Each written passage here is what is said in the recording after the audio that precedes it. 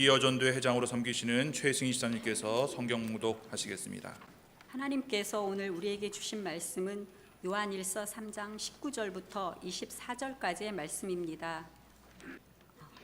그럼 제가 말씀을 받들어 읽겠습니다. 이로써 우리가 진리에 속한 줄을 알고 또 우리 마음을 주 앞에서 굳세게 하리니 이는 우리 마음이 혹 우리를 책망할 일이 있어도 하나님은 우리 마음보다 크시고 모든 것을 아시기 때문이라. 사랑하는 자들아, 만일 우리 마음이 우리를 책망할 것이 없으면 하나님 앞에서 담대함을 얻고 무엇이든지 구하는 바를 그에게서 받나니 이는 우리가 그의 계명을 지키고 그 앞에서 기뻐하시는 것을 행함이라. 그의 계명은 이것이니 곧 그 아들 예수 그리스도의 이름을 믿고 그가 우리에게 주신 계명대로 서로 사랑할 것이니라. 그의 계명을 지키는 자는 주 안에 거하고 주는 그의 안에 거하시나니 우리에게 주신 성령으로 말미암아 그가 우리 안에 거하시는 줄을 우리가 아느니라. 아멘.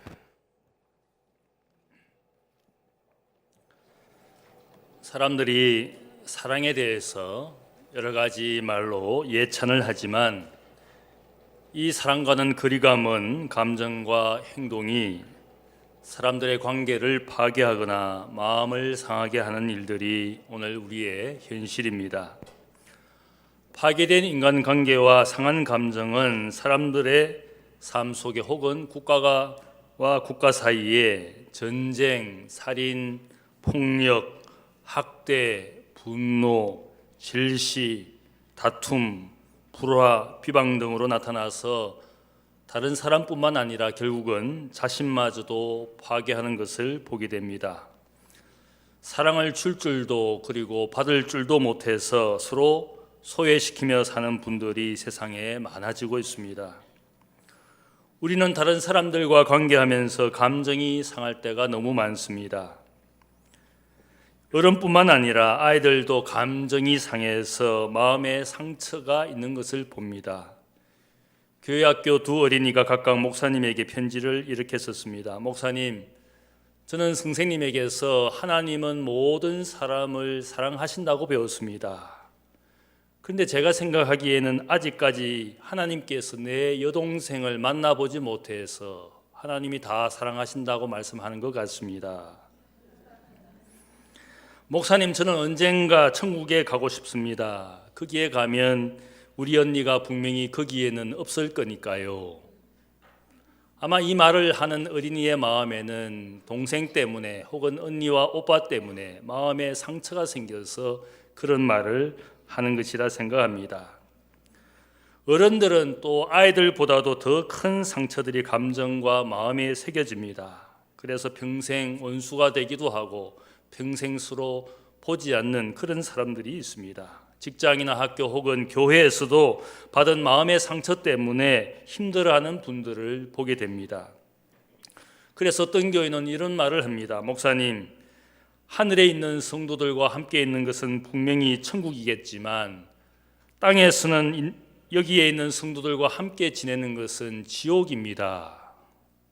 아마 이분은 교회 생활하면서 많은 상처를 받았기 때문에 이런 말을 하는 것이지 않겠습니까? 제가 아는 어떤 목사님은 다른 목사님과 불화하면서 말하기를 나는 천국 가서도 너를 용서하지 못해. 목사의 입술에서 그런 말을 하는 것은 아마 두 목사 사이에 불화가 깊어져서 그런 도저히 있을 수 없는, 말할 수 없는 그런 말을 목사 입에서 하는 것을 보면 그분의 마음에 깊은 상처가 있기 때문이지 않겠습니까? 아마 여러분들도 어쩌면 나는 너를 천국에서도 보고 싶지 않아. 아마 그런 마음으로 말은 하지 않지만 그렇게 서로 보지 않는 분이 있는 것 같습니다. 우리는 마음과 감정에 쉽게 상처받는, 그래서 고통당하는 사람들입니다. 이러한 상처받은, 상처 있는 우리의 감정, 우리의 마음에서 우리가 어떻게 치유될 수 있는지 오늘 요한일서 3장에서 사도 요한은 우리에게 감정에서 치유받는 길을 말하고 있습니다. 첫 번째는 하나님의 사랑이라는 진리가 우리의 상한 감정을 치유해 줍니다. 요한은 누구보다도 하나님은 세상과 사람을 사랑하시는 하나님이라고 누구보다 많이 강조하고 있습니다. 하나님의 사랑을 우리는 지금도 받고 있지만 세상에서 살아가는 우리의 관계나 일 때문에 상처받아 자책하고 또 근심하고 고통하는 분들이 많습니다. 20절 말씀을 보면 우리 마음이 혹 우리를 책망할 일이 있다 이런 말을 합니다. 책망한다. 카타기노스코라는 말은 정죄한다, 저주한다는 말입니다. 우리의 양심이 어떤 일을 한 것 때문에 혹은 하지 않은 것 때문에 자신을 책망하거나 저주하는 일이 있다는 겁니다. 그리스도인으로서 신앙생활을 하면서 우리는 나의 연약함, 나의 부족 혹은 나의 행하지 못하는 모습, 열심을 내지 않는 영적인 나태와 게으름, 그리고 관계를 넓히지 못하는 나의 소극성 때문에 스스로 자책에 빠지는 분들이 있습니다. 그리고 어떤 분은 목사의 설교만 듣기만 들으면 자책하는 분들이 있습니다. 그리고 어떤 분은 목사가 설교를 하면 오늘도 목사가 내 이야기하고 있네, 그런 분노를 표현하는 분도 있습니다. 여러분이 생각하듯이 제가 설교하는 것은 여러분 들으라고, 여러분 이야기하는 것이지 그것이 맞지요. 분명히 저는 여러분이 들으라고 하고 있는 이야기입니다. 결코 허공에 설교하면서 아무도 듣지 말라고 하는 설교는 결코 아닙니다. 여러분 모두에게, 여러분 각자에게 하는 설교가 분명합니다. 그런데 이 설교를 들을 때마다 어떤 분은 자책하고 어떤 분은 분노합니다. 그 모습은 다를 수는 있지만 분명한 것이 하나 있습니다. 그의 마음에 상처가 있기 때문에 자책하거나 혹은 분노하는 것입니다. 우리를 자책과 분노에 빠지게 하는 그 뒤에는 사탄의 음모와 기만이 있습니다. 왜냐하면 사탄이라는 존재, 그 뜻은 방해하는 자라는 겁니다. 하나님의 뜻과 계획을 반대하고 적대하는 것이 사탄의 존재인데, 이 사탄은 우리의 마음속에서 때로는 우리의 모습을 보면서 기소합니다. 참소합니다. 그래서 사탄을 다른 말로 마귀라고, 참소하는 자 디아볼로스라고 끊임없이 우리의 인생을 자책하게 하고 분노하게 하고, 우리는 하나님 앞에 설 수 없는 인생이라고, 나는 이 모양밖에 안 돼, 자기를 비하하고는 그런 모습으로 우리를 기소합니다. 이러한 우리의 모습은 상한 감정, 상처가 생길 수밖에 없습니다. 20절 말씀에서 요한은 우리에게 놀라운 진리를 말합니다. 우리 마음이 우리를 책망하지만 하나님은 우리 마음보다 크시고 모든 것을 아시는 분입니다. 하나님은 우리의 마음보다 더 크신 분이다. 우리보다 우리 자신을 더 잘 알고 계시는 분이다. 이렇게 말하고 있습니다. 내 마음의 고통과 원통함, 그리고 얼마나 내가 상처 입은 인생인지를 잘 아시는 우리 하나님이신 것은 그분이 나를 지으신 창조주이기 때문에, 지으신 분이 모든 것을 알고 있습니다. 피조되어진 우리 인생이 가진 어떤 마음보다, 상처받은 그 마음보다도 우리를 창조하신 하나님께서 우리의 이 모든 마음을 알고 계신다고. 그분은 자기가 지은 존재이기 때문에 우리에 대한 긍휼과 자비의 마음을 가지고 우리의 상처 입은 감정과 몸보다 더 큰 자비와 긍휼을 가지고 우리 인생을 바라보고 있다는 겁니다. 선지자 이사야는 70년 동안 저 이방 땅에서 바벨론 포로 생활을 하고 있는 이스라엘 백성들이 그 이방 땅에서 희망 없이 살아가는, 그래서 좌절하고 낙망하는 상처 입은 그들을 향하여 이사야가 말합니다. 너희는 눈을 높이 들어 누가 이 모든 것을 창조하였나 보라. 주께서는 수요대로 만물을 인도하시고 그들의 모든 이름을 부르시나니 그의 권세가 크고 그의 능력이 강함으로 하나도 빠짐이 없느니라. 야곱아 어찌하여 너가 말하며 이스라엘아 너가 이르기를 내 길은 하나님께 숨겨졌으며 내 송사는 내 하나님에게서 벗어난다고 말하느냐. 하나님께서 창조주이시기 때문에 너의 원통함, 너의 속에 있는 모든 것들을 다 알고 계시는데, 나의 마음을 몰라주실 거라고, 나의 환경과 형편을 모르실 거라고 하나님께 부르짖을 것이 아니라, 그 하나님은 창조주이시니까 너의 모든 것을 알고 계신다. 창조주 하나님을 앙망하며 살도록 인생을 지으신 그분이, 그분의 계획 가운데 우리의 인생을 인도하고 계시는 하나님이라고, 그 하나님을 바라는 인생, 여러분의 문제 때문에, 여러분의 상처 때문에 자괴감을 가지거나 분노하거나 자책할 것이 아니라 인생을 지으신 하나님을 앙망하는 사람은 독수리가 날개치며 올라감 같을 것이다. 높은 곳으로 올라가서 내 인생을 바라보면 내가 가진 문제는 낮은 곳에서 나의 문제를 바라보면 한없이 크고 도저히 감당할 수 없는 문제라고 생각할지 모르지만 믿음이라는 날개를 가지고 하나님의 눈으로 내 인생을 바라보면 아무것도 아니라는 것을 알게 될 것이다. 인생은 소년이라도 넘어지며 장정이라도 자빠지되 여호와를 앙망하는 자는 독수리가 날개치며 올라감 같을 것이니라. 창조주 하나님을 바라보는 믿음의 날개를 가지고 높은 곳에서 인생을 바라보라고. 나보다 더 크시고 나보다 나를 더 잘하시는 창조주 하나님을 온전히 앙망할 것을 말합니다. 19절 말씀에서 요한은 우리가 진리에 속한 줄을 알고 또 우리 마음을 주 앞에 굳세게 하리라. 이 말씀은 진리는 하나님이시고 우리가 믿는 이 진리의 내용은 하나님이 나를 사랑하신다는 겁니다. 우리는 어떻습니까? 우리가 사람을 알면 알수록 그를 좋아합니까? 사랑하게 됩니까? 아니면 더 많은 실망과 분노가 일어납니까? 우리 인생을 보면 사람을 알면 알수록 오히려 실망하고 드디어는 미워하기까지 하는 것이 우리들의 모습입니다. 사랑하기보다는 상처받고 결국은 불신하는 것이 인간의 관계가 시간과 세월이 갈수록 좋아지는 것이 아니라 나빠지는 것을 많이 보게 됩니다. 그러다가 결국 자신도 상처를 받고 자신도 또 상처를 그에게 주는 사람이 되어버리고 서로 적이 되고 원수가 된 사람들을 보게 됩니다. 그러나 우리 하나님 어떻습니까? 그분은 나를 완벽하게 알고 계시지만 나에게 실망하시고 멀어가시는 하나님이 아니라 오히려 나를 더 사랑하시고 더 가까이 하시는 우리 하나님이심을, 그것이 하나님의 사랑이라고. 알면 알수록 우리는 서로를 미워하지만 하나님은 나를 아시면서 오히려 더 사랑해 가시는, 부족하고 연약하고 죄밖에 없는 인생이지만 그럼에도 불구하고 알고 계시지만 사랑하시는 것이 우리 하나님이라는 겁니다. 우리는 이 진리를 알 때에 우리 마음이 하나님 앞에 굳세게 되는 것이다. 나의 상처받은 마음과 감정이 이 진리 대신 하나님과 그분의 사랑을 알면 나는 오히려 내 상처받은 마음으로부터, 감정으로부터 하나님 앞에 굳세게 되는 것이다. 21절의 말씀을 보면 오히려 하나님 앞에 이 진리에 속하고 이 하나님을 내가 알면 오히려 나는 담대하게 되는 것이다. 사랑의 하나님을 알고 믿으면 우리의 자책하는 마음으로부터 확신과 담대함을 주시는 우리 하나님이라고, 상처받은 감정을 그렇게 이 진리를 믿으면 치유하게 된다는 것을 말하고 있습니다. 두 번째로 우리의 상한 감정이 어떻게 치유됩니까? 우리가 하나님 앞에 하는 기도가 우리를 치유해 줍니다. 우리 각자의 내면을 보면 수많은 상처들이 알게 모르게 새겨져 있습니다. 어떤 분은 어릴 때 가정에서 만들어진 상처를 평생 안고 사는 분이 있습니다.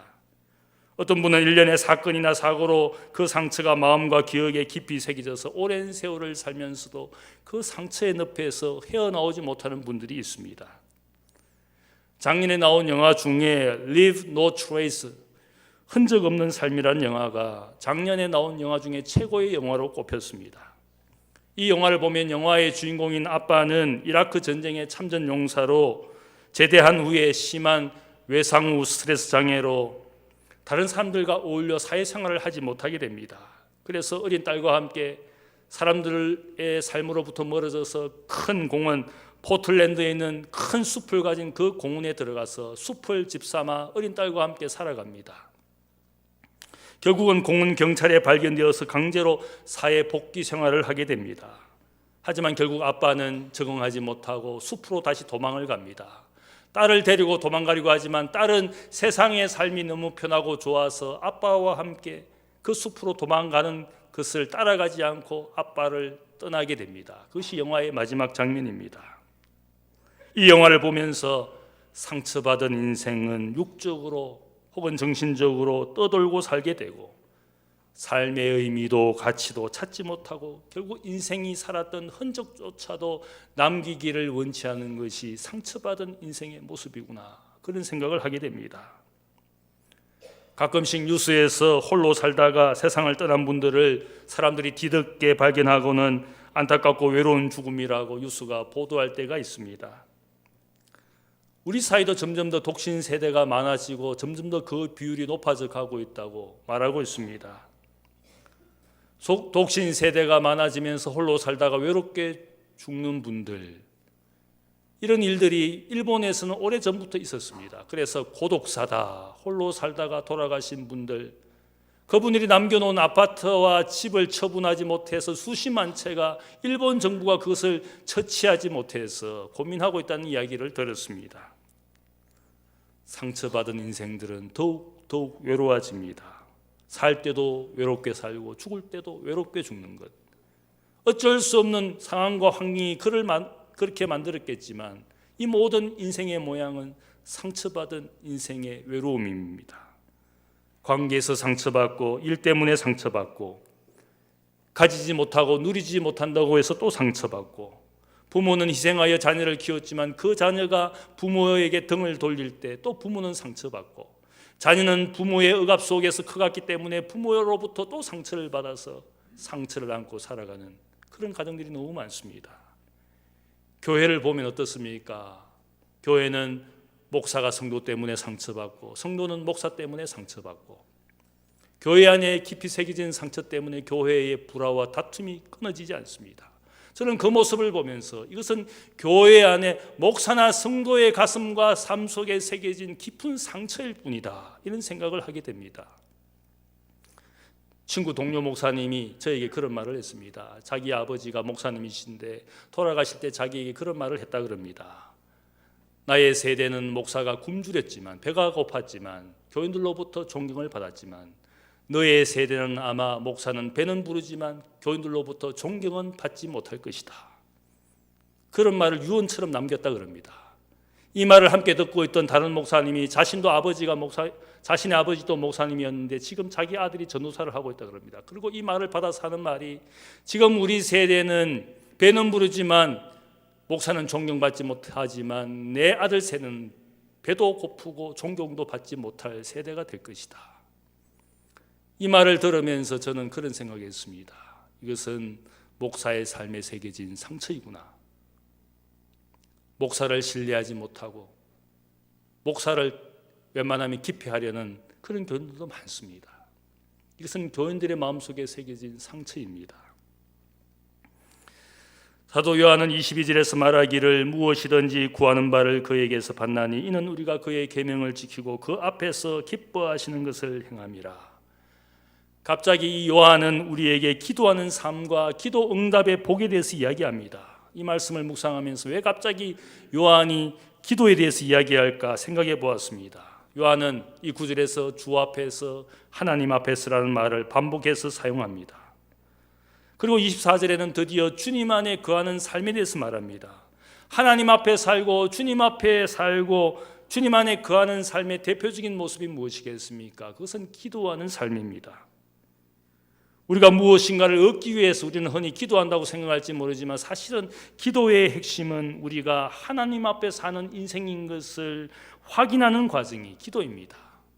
무엇을 구하는 것은 세상의 다른 종교인들도 얼마든지 불상 앞에 혹은 제단 앞에 기도하고 구합니다. 기독교의 기도는 그런 것이 아니라 우리의 기도의 본질과 핵심은 내가 하나님 앞에 사는 인생, 주 앞에 사는 인생인 것을 확인하는 과정이고, 우리가 하나님과 친밀한 교제, 살아계시고 인격적인 그 하나님과 내 기도의 삶을 통하여 내가 영적으로 교제하고 있는 것을 보여주는 것이 기도의 삶입니다. 왜 기도하지 않습니까? 여러분이 아직 살아계신 인격적인 하나님과 교제가 없기 때문에. 기도 응답을 약속하신 이유가 뭡니까? 우리의 기도를 들으시는 인격적인 하나님이 우리의 기도를 들으시고 그 앞에 계신다는 것을 말하는 것입니다. 왜 기도 응답을 말합니까? 우리 하나님은 우리가 구하고 기도할 때 들으신 것을 응답하시는 살아계신 하나님이라는 것을, 그것이 기도 응답의 이유입니다.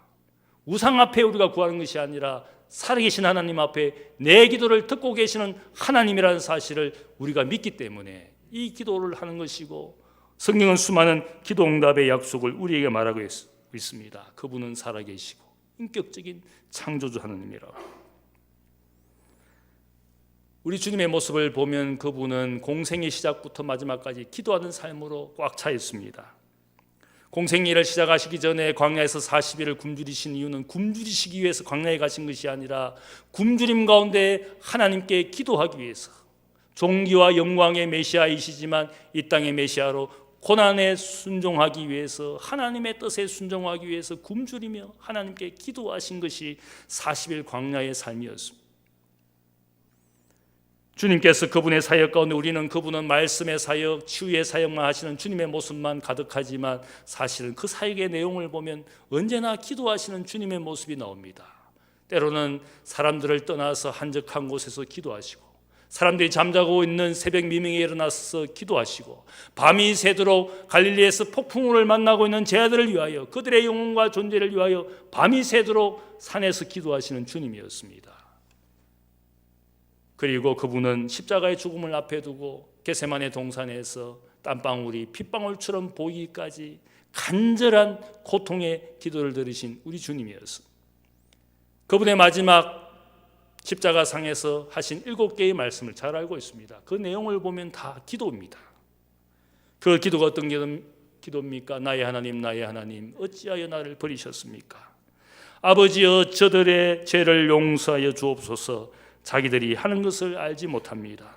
아버지여, 내 영혼을 아버지의 손에 부탁합니다. 고통스러운 십자가 위에서 그분이 하신 마지막 모습은 기도하시는 주님이었습니다. 왜 주님께서 기도하셨을까? 저는 그런 생각을 해봅니다. 주님은 그분의 생애 가운데 수많은 사람들로부터 거절당하였습니다. 불신과 오해와 핍박을 받았습니다. 드디어는 사람들에 의해서 죽임당하는 십자가의 고통이었습니다. 인간 예수의 마음과 영혼에 새겨진 상처들이 저는 있을 것이라 생각합니다. 불신, 배척, 오해, 고난. 인간 예수의 마음에는 상처가 새겨질 수밖에 없습니다. 그러나 그분이 기도하시는 가운데 그 모든 상처를 넘어서서 오히려 용서하시고 축복하시고 자비를 구하는 강도를 용서하시고 자신과 함께 낙원에 가시도록 그 모든 상처를 넘어선 위대한 용서와 자비의 예수 그리스도인 것을 보여줍니다. 기도가 예수님의 상한 감정을 치유해 주었습니다. 예수님께서 우리에게 원수 사랑을 가르쳐 주었습니다. 너희를 박해한 자를 위하여 축복하라, 기도해 주라. 기독교의 이 말씀에 주님께서 가르쳐 주신 이 교훈을 저는 우리가 과연 지킬 수 있는 것인가? 생각해 보면 지킬 수 없는 어마어마한 위대한 사랑이지 않습니까? 그런데 그 사랑을 우리에게 가르쳐 주신 것이 가능하기 때문에 가르쳐 주신 겁니다. 어떻게 가능한 것입니까? 생각해 보면 나를 핍박하고 상처를 준 사람들을 내가 이해하고 받아들이는, 그리고 축복하는 것은 기도하면 되는 것입니다. 나를 핍박하는 그를 위해서 내가 기도하면 어느 순간부터 그가 행한 죄와 그의 영혼, 그의 존재를 분리하게 됩니다. 그래서 우리가 흔히 하는 말이 있지 않습니까? 죄는 미워하되 사람은 미워하지 말라. 아무리 원수라도, 아무리 나를 박해하는 자라도 내가 하나님께 기도하다 보면 어느 순간부터 그의 죄와 그의 존재를 분리하게 됩니다. 죄의 권세에 사로잡힌 그의 영혼을 불쌍하게 생각합니다. 원수 같은 남편이라도 미워하지 않고 그의 영혼을 불쌍하게 되는 불쌍하게 여기는 아내가 됩니다. 그가 죄의 노예가 되어 사는, 그래서 죄를 행하기 때문에.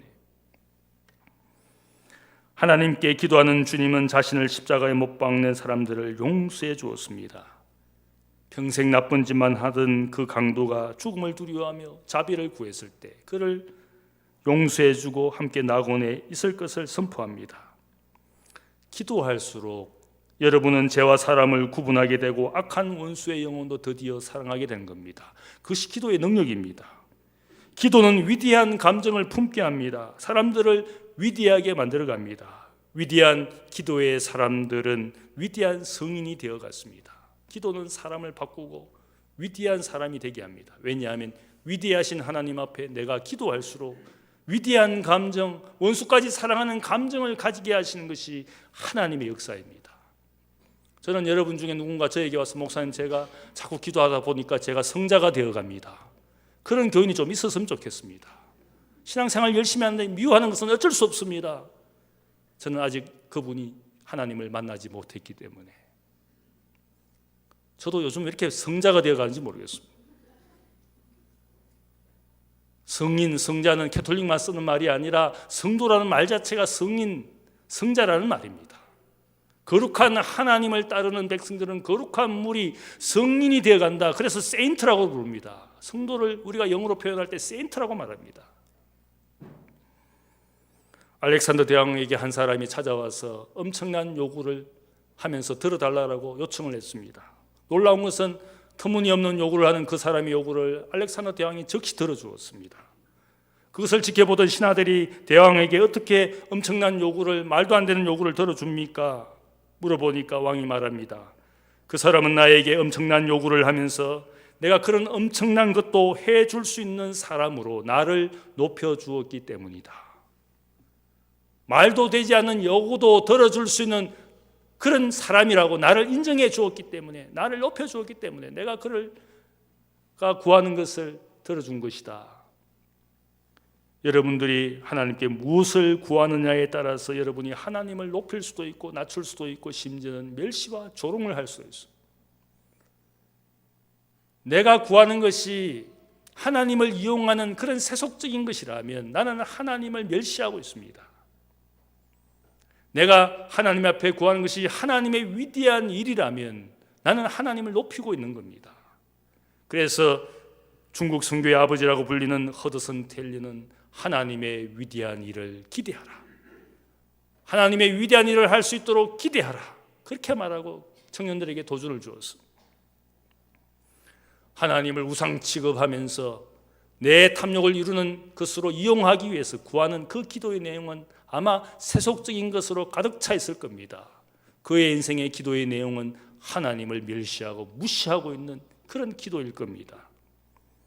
그러나 오늘 여기에 사도 요한은 이야기합니다. 우리가 하나님을 낮추지 않으려면 기도하기 전에 두 가지 계명을 지키라고 말합니다. 첫째는 그 아들 예수 그리스도의 이름을 온전히 믿는 것이고, 두 번째는 서로 사랑하라는 계명을 지키면서 아버지께 구하면 그 구하는 것을 들어주실 것이다.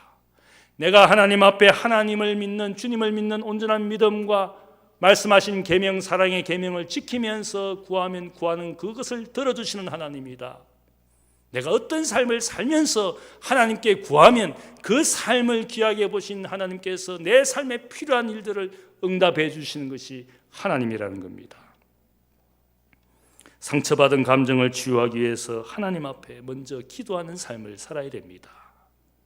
내가 구하는 것이 하나님의 뜻에 합당하다면 내가 연약하고 부족한 것들을 채워주셔서 강하게 만드시기 위하여 하나님이 우리의 인생에 역사하실 줄로 믿습니다. 세 번째로, 상한 감정이 치유받기 위해서는 우리가 서로 사랑하는 사귐을 계속해야 됩니다. 요한일서 1장 3절을 보면 요한은 말하기를 아버지와 아들 예수의 사귐이 있는 것처럼 우리도 그런 사귐을 하면 주님 안에 있는 것을 누리게 되고 기쁨도 충만하게 될 것을 권면했습니다. 사귐과 그리고 누림 그리고 충만한 삶을 24절에서 다른 말로 표현합니다. 주님 안에 거하는 삶, 주님 안에 거하는 삶이 우리에게 기쁨을 주고 주님 안에 거하는 삶이 우리의 삶을 강건하게 만드는 것이라고 말하고 있습니다. 상한 감정을 치유하는 것은 이론만으로 되지 않습니다. 진리이신 하나님의 사랑을 믿고 하나님 앞에 기도하는 조용한 영성의 삶을 통하여 진짜 상한 감정이 온전히 치유되는 것은 아닙니다. 더 나아가서 주님 안에 거하는 삶을 사랑의 실천으로, 사랑의 행동으로 옮길 때에 내 상한 감정을 온전히 극복할 수가 있습니다. 가만히 앉아서 계산해보고 손익 따져서 상한 마음과 감정이 치유되는 것이 아닙니다. 나는 저 사람 사랑하고 싶지 않습니다. 내 감정이 그렇지 않습니다. 나는 저 사람 죽어도 용서 못합니다. 그런 감정으로 가득 차 있을 때 어떻게 해야 되는 겁니까? 조용히 기도하는 것으로, 조용히 진리를 믿는 것으로 그 감정이 치유되는 것은 결코 아닙니다. 온전히 치유되기 위해서는 사랑하는 사귐을 계속하기 위하여 내가 먼저 용서를 구하고 내가 먼저 용서를 해주고, 사랑할 수 없는 그 사람들을 내가 사랑의 섬김으로 나를 들이다보면 어느 순간 사랑의 진정한 감정이 생기고 진정한 용서의 감정이 생기는 겁니다. 행하지 않으면 감정도 온전히 치유되지 않습니다. 누가복음 24장을 보면 부활의 주님의 이야기가 특별한 이야기가 나옵니다. 거기에 보면 예수님의 십자가의 충격스러운 죽음에 충격을 받은 두 제자가 자신의 살던 마을 엠마울로 내려갑니다. 내려가다가 나그네를 만났는데 이 나그네가 그들에게 왜 상심하고 있느냐, 왜 감정이 상하여 있느냐라고 물었을 때 자신들이 믿는 주님이 갑작스럽게 저렇게 불행하게 죽은 것에 대하여 그 사실 때문에 충격받아 낙심하였다고 말합니다. 메시아가 왜 죽는 것인지 그 이유를 이 나그네가 성경 말씀을 해석해 주며 풀이해 줍니다. 풀이해 줄 때 그들의 마음이 뜨거워졌습니다. 드디어는 자신의 집에 이 나그네를 모시고 식사의 교제를 나누게 되었을 때 눈이 밝아지고 이분이 주님이신 것을 알게 되었습니다. 그리고는 두 제자는 예루살렘에 모여있는 11제자에게 달려가서 자신들이 길에서 주님을 만나고 그분이 말씀을 풀이해 주실 때 상한 심령, 낙심한 마음에 뜨거운 심장 불일듯 일어나게 되고 식사의 교제를 나누며 친밀한 교제를 나눴을 때 그들의 눈이 밝아져서 주님을 보게 되었다고 낙심한 인생들이 담대하게 예루살렘에 올라가서 증언하는 이야기가 나옵니다. 이 이야기는 미래의 그리스도인들에게 중요한 메시지를 전하고 있습니다. 우리는 어떻게 낙심한 마음과 좌절한 심장이 어떻게 뜨거워질 수 있느냐? 주님의 말씀을 나눔으로, 생명과 진리의 말씀을 나눔으로 내 죽었던 심령이 살아나고 차가워진 냉정한 심정이 뜨거워진다는 겁니다. 주님과 친밀한 교제를 통하여 내 눈이 밝아져서 부활의 주님을 보게 된다는 겁니다. 나는 나, 너는 너가 아니라 함께 있는 두 제자, 주님과 함께 있는 두 제자, 그리고 예루살렘에 모여 두려움에 떨고 있는 11제자에게 가서 함께 있는 우리에게 이 복음, 이 놀라운 소식을 전했을 때 그들이 담대하게 부활과 복음의 증언자가 되었습니다. 11제자도 엠마오로 내려가던 두 제자도 충격적인 사건 때문에 낙심했습니다. 감정이 상했습니다. 그러나 말씀과 성령의 역사 가운데 그들의 삶이 바뀌었습니다. 담대하게 되었습니다. 사랑은 이론적인 진리로 혹은 개인적인 영성의 수련으로 완성되는 것이 결코 아닙니다. 사랑하는 행동으로 서로 섬길 때에 각자가 주고받은 상처도 치유되면서 사랑은 완성되는 줄로 믿습니다. 그의 계명을 지키는 자는 주 안에 거하고 주는 그의 안에 거하시나니 우리에게 주신 성령으로 말미암아 그가 우리 안에 거하시는 줄을 우리가 아느니라. 사랑의 계명을 지키는 사람은 주님이 우리 안에, 성령이 우리 안에 거하는 겁니다. 우리는 믿기를 주님은 인생의 치유자라고, 내가 병든 자를 고쳐주기 위하여 이 땅에 온 것이라고, 죄인을 구원하기 위하여 이 땅에 오신 것이라고, 나는 가지만 보혜사 성령이 너희들에게 있어서 세상 끝날까지 너희를 고아와 과부와 같이 버려두지 아니하시고, 고아와 과부는 상처 입은 인생의 대표적인 사람들입니다. 상처 입은 인생들 곁에 동행자가 되시기 위하여, 위로자가 되시기 위하여, 인도자가 되시기 위하여, 치유자가 되시기 위하여 내 인생 상처받은 인생에 주님이 성령이 오신 줄로 믿습니다. 그분 안에 거하는 삶이 우리의 인생을 치유할 줄 믿습니다. 우리의 모든 인생의 연약함과 상처가 그분의 이름 안에, 그분의 삶 가운데 살아갈 때 우리가 온전하게 치유될 줄 믿습니다. 그런 은혜와 복이 여러분의 것이 되기를 주님의 이름으로 축복합니다. 사랑의 아버지 하나님 감사합니다. 하나님 아버지, 우리는 상처 입은 인생입니다. 이 상처를 치유할 수 없어서 인생의 가치도 인생의 의미도 모른 채 육체적으로, 정신적으로, 영적으로 세상에 방황하는 인생입니다. 우리의 상처가 깊어져서 때로는 분노하고 때로는 자책하고 신앙과 교회 생활에서도 하나님 오히려 불신과 또한 아버지 하나님 분노가 있는 수많은 교인과 교회를 보게 됩니다. 하나님 아버지, 교회 안에 새겨진 이 수많은 상처들 우리는 하나님 앞에 사는 기도의 삶을 통하여 내 감정을 위대하게 만들어주시고 사랑할 수 없는 자도 사랑하게 만들어주시는 하나님이신 줄 믿습니다. 하나님 아버지, 상처 입은 치유자이신 주님을 온전히 나의 주인으로, 나의 주님으로, 나의 구세주로 믿으며 내 감정이 치유되고 사랑의 감정으로 만들어주시기를 구합니다. 하나님 아버지, 우리가 교회가 주님 안에서 평화롭게 하시고 개인의 삶은 지각에 뛰어나신 하나님의 평강으로 넘치기를 원합니다. 사랑함으로, 사랑을 행함으로 우리의 공동체가 주님 안에서 더욱더 건강하게 성장해가는 저들 모두가 되게 하여 주옵소서. 감사하며 예수님의 이름으로 기도하옵나이다. 아멘.